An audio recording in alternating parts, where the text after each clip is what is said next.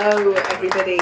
Thank you so much for turning out this evening. That's absolutely fantastic. We're going to have, as I think you realise, for the first time, the dramatisation. A lot of the last near 15 years, it was very, very, very tough at some points. It was, at some points, the hardest thing I've ever done in my life, being the MP for Bethnal Green and Bow. So I talk a lot about the need to be, you know, like, colour blind, gender blind, everything blind. Anyway, so there are two white men who play me at certain points, because I don't just talk the talk. So if you think it's quite weird and you don't know what is going on, that's what it is. 7th of May 1997. Went to a photo call for London Labour MPs. Seems like there are hundreds of us. Diane Abbott, who was chatting to Bernie Grant, threw her arms around me. I wasn't sure whether she was going to kiss me or wrestle me to the ground. To my surprise, it was the former, after which we had a love-in and posed for the press together. After the press were booted out, complaints were made about Gordon Brown giving the Bank of England control over interest rates. Tony was asked why he had done it without consultation. Because it was the right thing to do.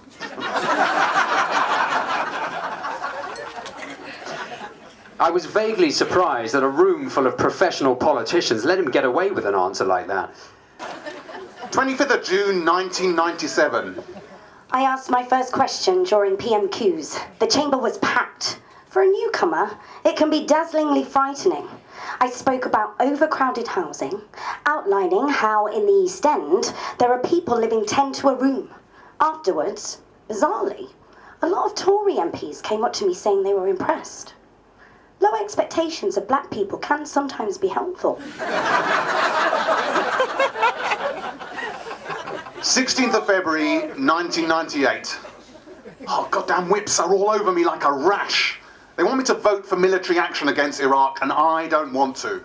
To be fair, the vote isn't strictly about bombing Iraq, though it could be. Rather, it's about forcing Saddam Hussein to comply with the UN resolutions that he keeps flouting. If he doesn't comply, then he'll be bombed.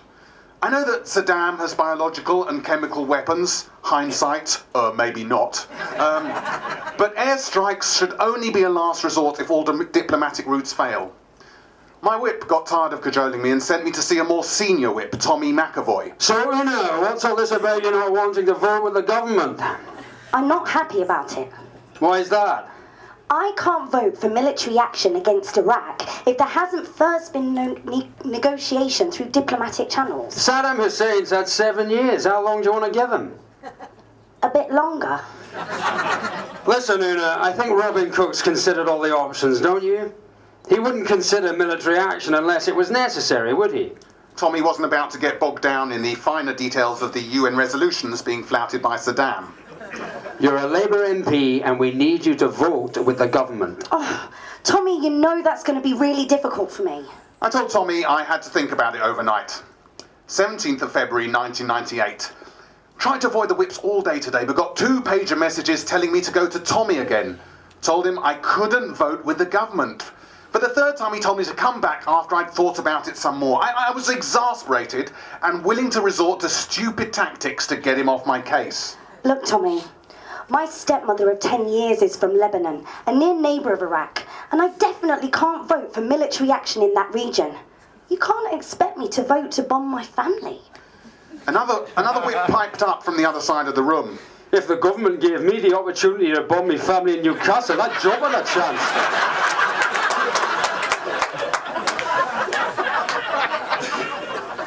Other whips chimed in with areas of the country they considered ripe for military action. I'm really sorry, but I just don't agree with this vote, and I can't do it. Tommy was still suppressing a smile at the thought of bombing various parts of England. And somehow my stupid tactics managed to get me out of the whip's office, having avoided a confrontation about a deadly serious matter. Hindsight. I didn't vote with the government that evening to endorse military action against Iraq. It was 5 years later, in 2003, that I decided Saddam Hussein had been given enough time to comply with UN resolutions, and that his failure to do so left no option but military action. And that, of course, as it turned out, meant the end of my career as an MP. The 11th of November, 1998. Got in from the Commons after midnight.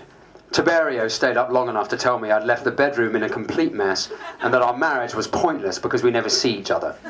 Spent 3 hours tidying the house. It's true. All the mess is mine. Went to bed at 4 a.m. Alarm went off at 6:30 a.m. Must improve ability to function on less than 3 hours sleep. Felt awful. Looked worse. Slapped on about 2 inches of makeup. Meetings all morning, then into Commons for international development questions followed by PMQs. A note was passed along the benches with my name on it. I opened it and did a double take. Oona King to go to the Prime Minister's office immediately. Fucking hell, what have I done now? A message like that could only be bad. If it was something good, you wouldn't be hauled off the benches immediately. 2 security men stood outside. I knocked on the open door and entered the first of 2 antechambers. They're waiting for you. Please go in. Inside were the 3 people who ran the court of Tony, if not the country. Alistair Campbell sat leaning against a desk to the left. Sally Morgan was sitting at a desk directly ahead. Angie Hunter leaned against a sideboard on the right. Next to Angie, the door to the main office was ajar, and Tony was sitting at his desk poring over papers in his red Prime Minister's folder, evidently preparing for PMQs which would start in 20 minutes. He looked up and nodded in my direction before returning to work. Ah, Oona, thanks for coming. Said Alistair jovially. No problem. What can I do? Yeah, we need your help with something. Always willing to help. We need you to pen an article. About? Ken Livingstone. Ken? Yep, Ken. Why? Well, as you know, he's trying to undermine the Labour Party, and we have to ensure he doesn't succeed. This is a direct request from the Prime Minister. Is your answer yes or no? I instinctively looked towards Tony to see whether he was listening. Not that it mattered, he'd know everything. Alistair's question might as well have been phrased, would you like a political career, yes or no? I was disconcerted that I had to answer immediately. If you need an answer right this second, Yes, we do. well then, I know it's the end of my political career, but the answer is no. Alistair fired back without a moment's hesitation. It's not the end of your political career, Oona. Just the next 5 years. My constituents come in one after the other. This is what I have every week. The Tower Hamlets refugee camp, the poorest place in Britain. The human misery that trails in and out of my office is unfucking believable. It's a miracle I haven't topped myself already just out of sympathy with them all. The thing about being an MP in Tower Hamlets is that if you are successful in a case, it only leads to more cases. Because people who are very, very poor only ever pull themselves out of catastrophe for a certain amount of time. By the end of the surgery, I, as well as my staff, feel like we have post-traumatic stress syndrome. Anyway, I get home late for Tiberio. What am I supposed to do? Look, Risco, I'm sorry you've been tortured and your family have been killed by Saddam Hussein, but my husband's got dinner ready, so check you later. Last night I was scheduled to be on the mosque radio station between 10 and 11 p.m. Just as I was going in, they said, Oh, and the other guest is George Galloway. they totally ambushed me. Spending time with George Galloway is like dipping your toe in a bloodbath. He says, Oona King! as many times as possible in the same breath as George Bush! George Bush and Oona King. Oona King and George Bush. Both of them are at war with Islam. Again and again and again and again. The US and Britain, 2 of the most powerful countries in the world, with Oona King's approval, have massacred far more civilians than Osama bin Laden killed in New York and Washington on 9/11. I should take a leaf out of Galloway's book and sue him for saying that I approve massacres. Instead, I point out that he sipped tea with Saddam Hussein, exchanged niceties with a butcher. 3 times in a row, Galloway responds. You be careful you don't libel me now. You be careful you don't libel me now. You be careful you do not libel me now. He's great at suing people, but he can't sue me for quoting him. Can he? On the other hand, Galloway sues everyone. Not me, though, inshallah. I hear inshallah a lot in Tower Hamlets. It's an Arabic word used by all Muslims. In my case, a Jewish atheist, meaning if God wills. I like the way this one-word prayer rolls off the tongue. 2nd of February 2005. Today I attended a big meeting in Spitalfields on antisocial behaviour. I regularly organise meetings on this subject so that residents can get up and say, politicians don't listen to local residents. From the back of the hall, Tracy, for the 3rd time this evening, starts to shout. When are you going to do something, Oona? When are you going to listen? Tracy is waving a brick that was thrown through her window in the studio where she works. I've already said that I understand how upsetting it can be to have a brick thrown through your window, as the same thing happened to me. Oona's only had a brick thrown through her window once, Says Tracy. I get it all the time. When are you going to do something? When are you going to listen? Tracy, we are listening. That's why we're here. That's why we've taken on board a lot of what you've said, and we'd like to... Why won't you listen? After the meeting, Tracy comes up and thrusts her brick into my hand. Feel the weight of this.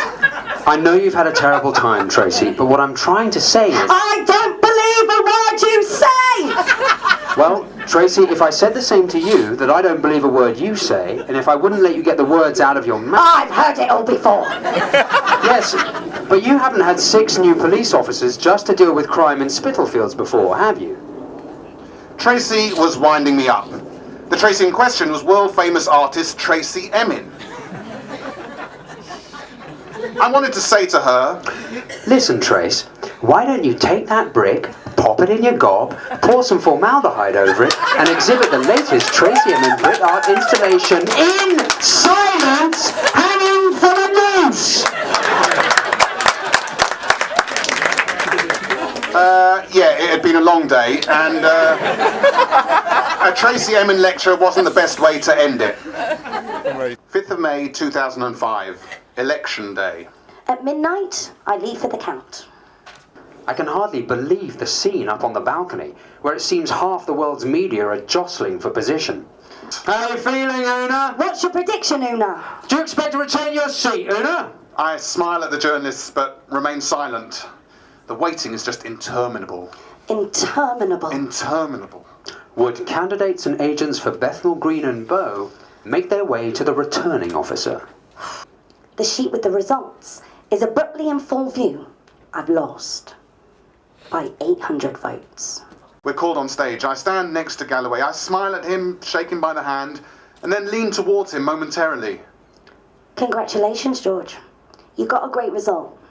His eyes flicker from me and then out to the audience and the TV cameras. I get the impression he doesn't reply, but maybe he's uncharacteristically inaudible, or maybe I don't absorb what he says. I stand behind him while he gives a very loud, air-punching acceptance speech. He reminds me of an American evangelical preacher. He calls on the returning officer to resign. He says the council is corrupt. He starts talking about Iraq. Half the council workers get up and walk out. It's as if he's giving his losing speech because he didn't expect to win.